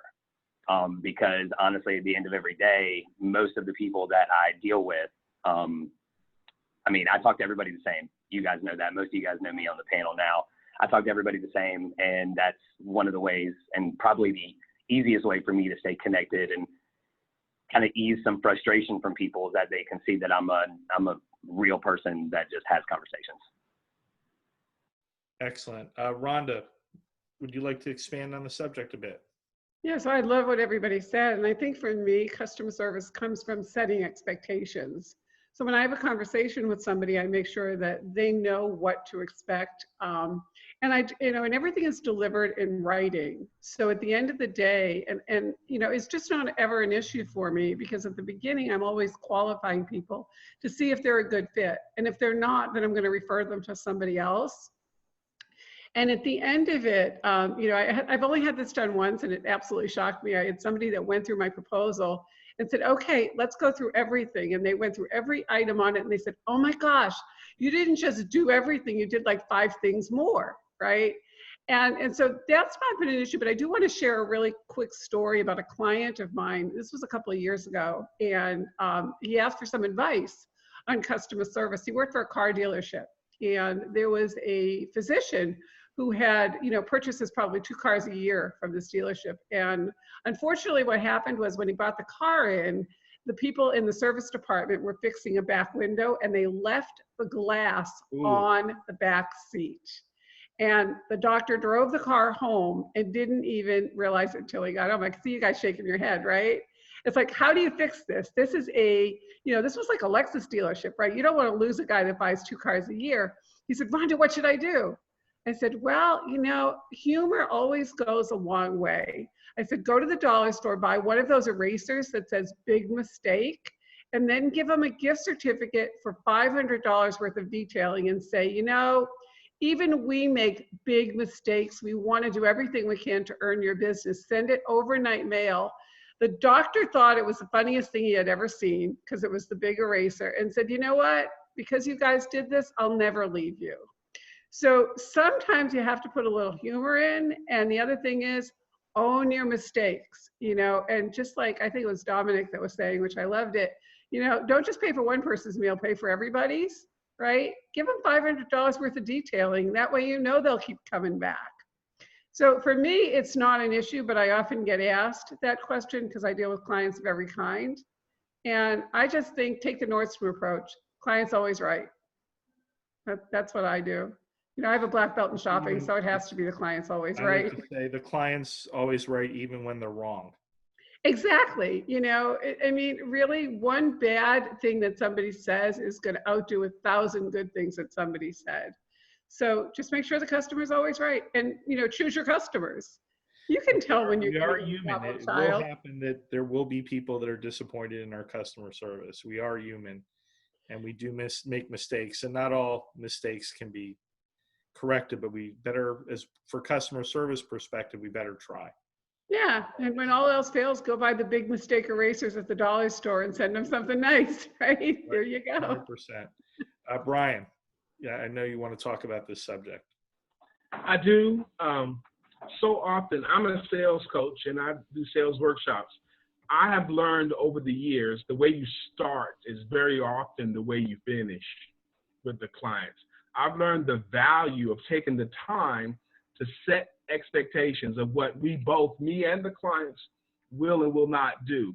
Now, nothing works 100% of the time, but I think dramatically less time spent on customer service issues because of the agreements we made in the beginning. I'm sales. I don't want to do much customer service if I can help it at all. If I really have to do customer service, I will. But that's not my wheelbase. It's not where I want to be. So I do as much preventative stuff as I can up front, Smart. Do the work up front. Katie, customer. Even if it doesn't sound pretty, yes. Right. Katie. So I don't deal with too much of that, mainly with, my nonprofit. People aren't getting a product in return. As someone who receives customer service, how do you deal with it? What's that? As someone who is on the other side who receives customer service, what are your expectations? As I receive it? What do you mean? Yeah, as a client, as a customer. Of just like any business? Yeah, of any business. Um, I made it really hard for you. I'm sorry. yeah, I don't really understand. I mean, as like a person who shops anywhere, I mean, I always just try to remind myself that people have other things going on in their lives. And so their reaction to me about something is probably less about, I mean, just in general in life, people's reactions to things are situational, and it's more about probably something they have going on in their life versus what they're actually acting upset about. And there's been times I've had other things in my life going on. Like once I went to the Department of Revenue to get a permit, and I was in a really bad place in life and like lost it and like was really upset and then started hysterically crying, and I was like a wreck. And I came back and I apologized. I was like, I am so sorry. They're like, no one's ever apologized. Like that was not about you, it was about me. And I think just in general, people need to remember that in situations, it's not about always you, it's about what's happening in their life. And so just in general, I mean, I try to be as communicative as possible in the beginning, and just with my LLC and my online course and people signing up for my course, I don't want them to take the course and then feel like, well, that was useless, Katie didn't help me at all. I want them to know I'm here, I reach out as much as possible, let me help you, let me walk you through, so no one ever even gets to that point, because they know I'm here to help you. And so I think that's just something to remember, is be as open as possible in the beginning with what you have to offer and how often you're available to help people and whatever your industry is. Excellent. And I think that what I really like about what you're saying is how you think about the other person and where they're coming from, who's providing the customer service. And I think that's a theme that I've been seeing on Facebook lately. Certainly I've had in my post too. Keep in mind, we don't know the stresses that people are experiencing right now. We don't know the level of frustration. So sometimes, although you didn't deserve that bad service, you didn't deserve bad customer service, be a little bit understanding and refocus your own efforts in trying to get this situation corrected without hurting other people. Right. We have to be very, kindness is the key right now. Right. And I've definitely been the victim to people being very, having their opinions about me on social media. That's why I try and say as politically correct as possible all the time. But people, will just lash out at me about the stupidest little thing. And I just say, well, I'm sorry, you feel that way. Thanks for your opinion. I'll think it over. Just it's really hard not to react and say what I want to say, but it's not worth it. It's not worth creating these enemies or, losing a donor or a potential sponsor or something like that. Just trying to ease the situation by not lashing back and just, saying, thanks for your opinion. I'll think about it. And just kind of saying, well, got to go now, and like ending it, not letting it escalate by engaging this huge conversation when they're heated. Yeah, it's very difficult on social media. I had to make a post in one of my groups today where I just said, I know that you guys like to make this type of post where you make a complaint post. You're complaining about something you observed or something that you saw and you're calling someone out. But it does nothing to the violator, the person that did the thing that was wrong. And in addition to that, then in the comment thread, everyone's going to attack you, right? They're going to call you names as well. So we're just going to we're not going to have posts like that anymore. We're going to stick to sunsets and positivity.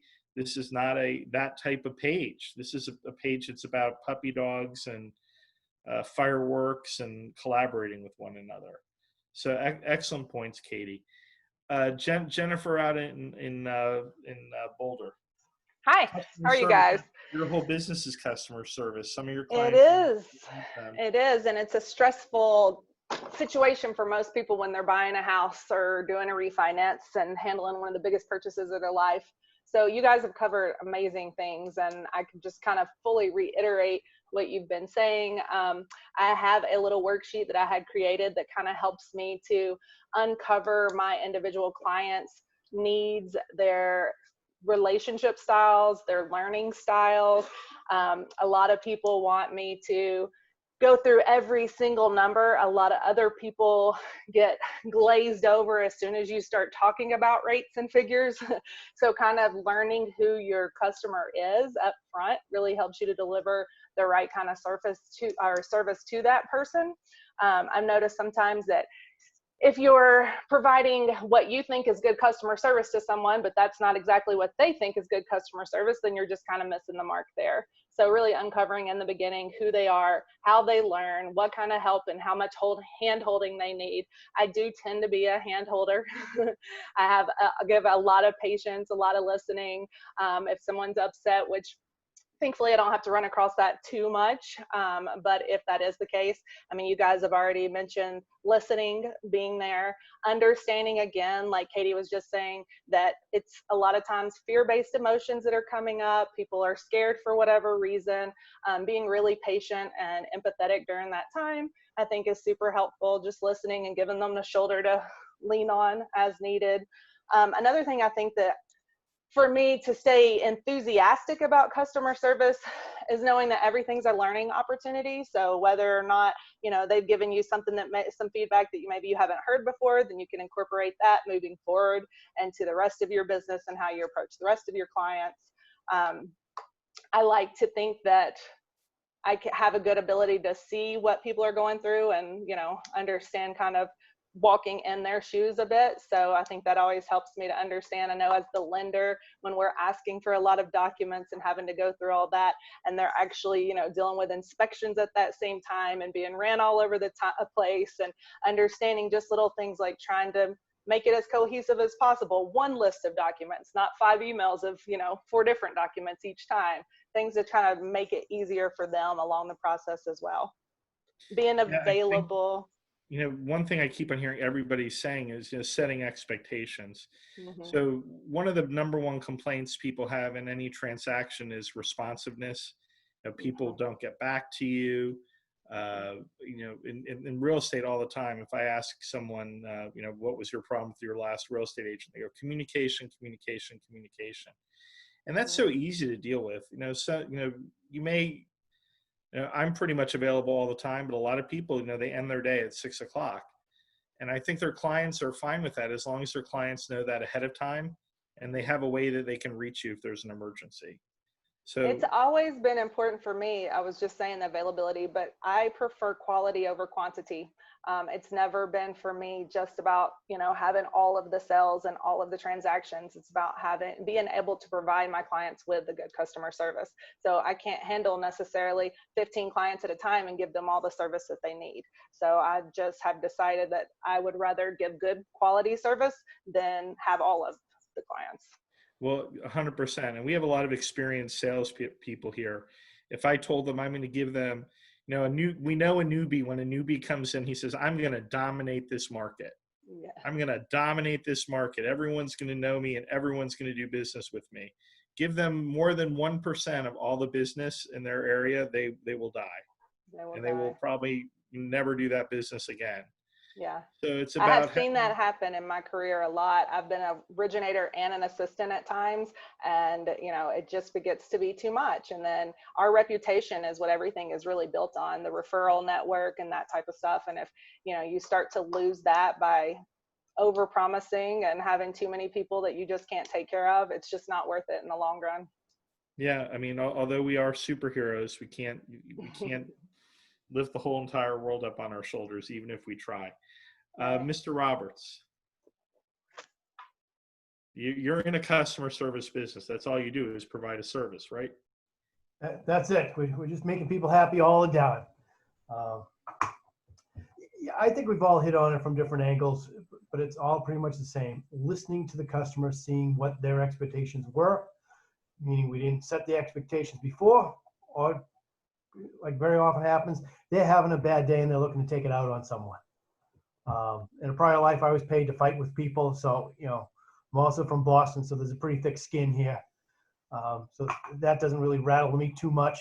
I might be a little bit of the minority on there. But because of that thick skin, I've also developed a skill to be able to just hear what the people are saying, even if it's not what they're saying, or what they mean despite what they're saying.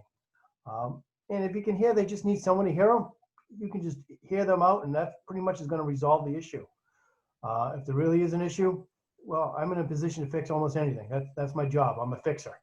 So if I can't do that, I've failed. Also, what you do when you speak with a client or you speak with a friend or you speak with a colleague is you always let them know, and this is an endorsement for Mark.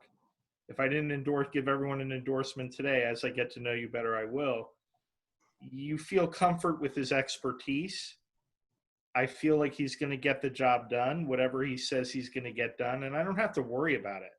So even if I'm not hearing from him all the time and getting that pat on the back, I don't have to worry about Mark Roberts providing the excellent customer service and care that I need. And I know I'm making you blush, but that's ideal.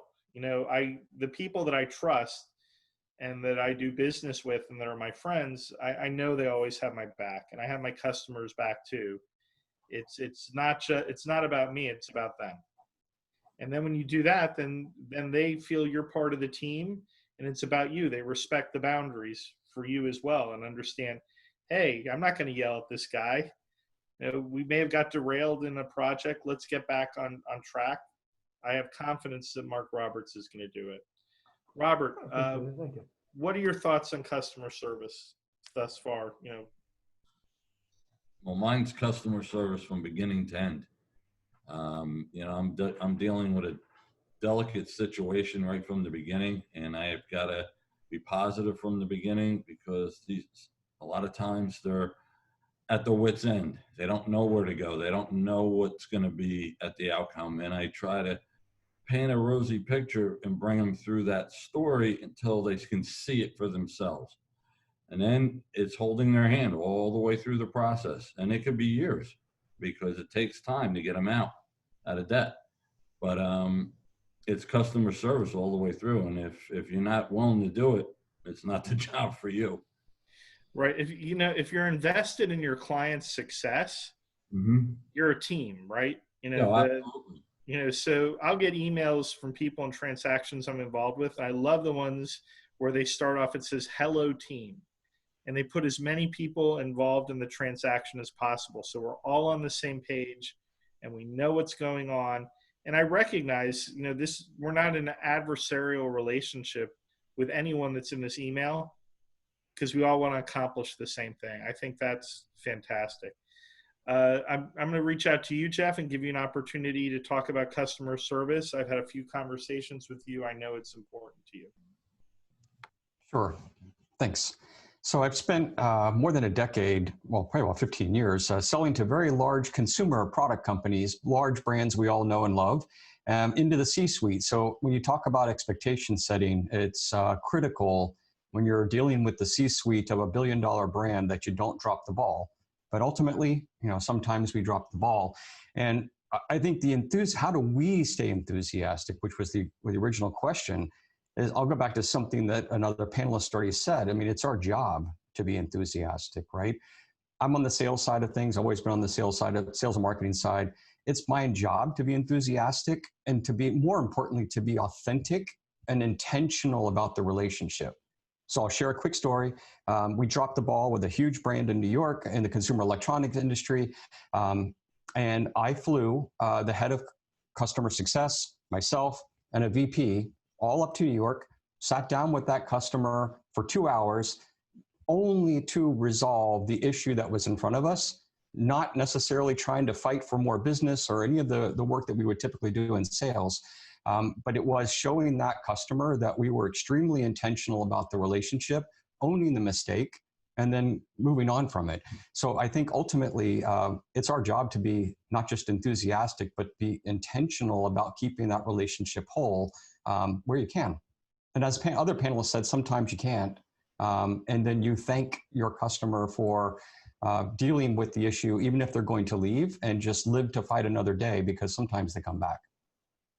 They do come back. I mean, I had an experience with that last week where someone, although we dissolved our business relationship, I kept up the friendship with them and reminded him over a period of time how great the business relationship was. And now the business relationship is back.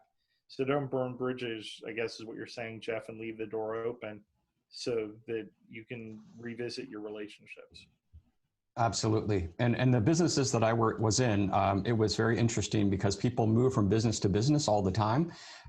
So when we go from brand X to Y to Z, if they knew that you were the person that they could trust, the organization that would actually live up to those expectations you set, usually you're the first person they call when they're looking to establish their own reputation at the new company. So for sure, even if it doesn't turn out 100% the way you expected, make sure you don't burn the bridge, because you never know when they're going to pick up the phone and call you. Excellent. Thank you very much, Jeff. Jenny. Hey, Yes. Jenny has so much to say on this subject. I can always tell when she wants to have a last word on a subject. Go ahead, Jenny. Well, it goes back to what I was saying to kind of reiterate, like, you can create raving fans just by being yourself. And if you're a good human being and you treat people with kindness and respect, you're going to start creating raving fans. And like so many other people said, it's about holding space so that you can listen and then reflect back to them so that they feel heard, and then embrace them with a, how can I help? I had put it in the comments, by asking, how can I help? You are leading them to define how you can solve their problem. So why wouldn't you just ask? Excellent. Just rip off the Band-Aid and be honest and say, this is what you get, this is what you paid for, and this is what you're going to get, and this is what I'm going to deliver. Mm-hmm. By the way, is there something I promised that I'm not delivering? Let me deliver that for you. Mm-hmm. Just don't beat around the bush. Let's get this resolved. Right. Noah, would you like to finish up with this as well? I think it's really getting to one word, listening, that we all talked about, paying attention to people and listen to them. It's not easy. It's not always easy, especially since as business owners, many times we are problem solvers. And when you are a problem solver and that's your strength, it can also get you in trouble. Because when you are problem solving, your mind starts to work fast and you stop listening because you have the answer. So pay attention. That's my invitation as someone that does conscious coaching with their clients. And in that moment, just lean back, not lean in, lean back and listen. So that's what I want to add. And sometimes we need to lean back. Even if you're not in a Zoom call and you're not in person, if you're just on a telephone call, those same things, you should do the same things, that lean back and not cross your arms and be aggressive. And because you have to think, well, what are worst case scenarios, right? Really, what's the worst case scenario if it's not life and death, and come to some sort of conclusion. I want to thank everyone for being on the panel today, especially also the people that were on earlier and no longer on the program. Referral book. I want you guys to check out Referral book. If you haven't had the opportunity to link in with Doug Nicodemus, please do so. You are very valuable to his company because you are people that are connectors, and he's going to give you the opportunity to create your own circle completely free of charge. In addition to that, Todd, who is the founder of Referral Book, he has recently just written a great book on networking. And if you connect with him, he's not going to give you a free copy of it. Not everyone gets a free copy, but you'll have the opportunity to be entered into a raffle to get a free copy of that book. So do connect with Doug Nicodemus on LinkedIn. Go to their page, Referral Book. Sarah's going to drop that into the chat. So we're very excited about having the first live 3 Martini lunch.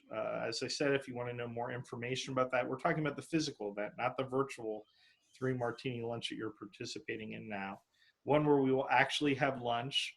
And if you do want to have a martini, you will be able to have a martini. So definitely check that out. I'm going to be going to Scott Rutter's networking event this evening in Briar Creek. I hope to see some of you there.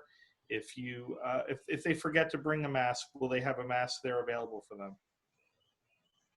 Scott, I think the restaurant will have one if you, but you know what, just make sure you bring a mask with, and then you'll be prepared. Okay, everyone, if you could just raise your hand up. Thank you for attending today. We really appreciate you here at Rockstar Connect 3 Martini Lunch. We'll see you next week. Have a great day. Thank you. Thanks for the opportunity. Thanks for the opportunity. Have a great one. All right. Bye, everybody. Thanks. Bye, everyone. Bye, everyone. Take care. Be well.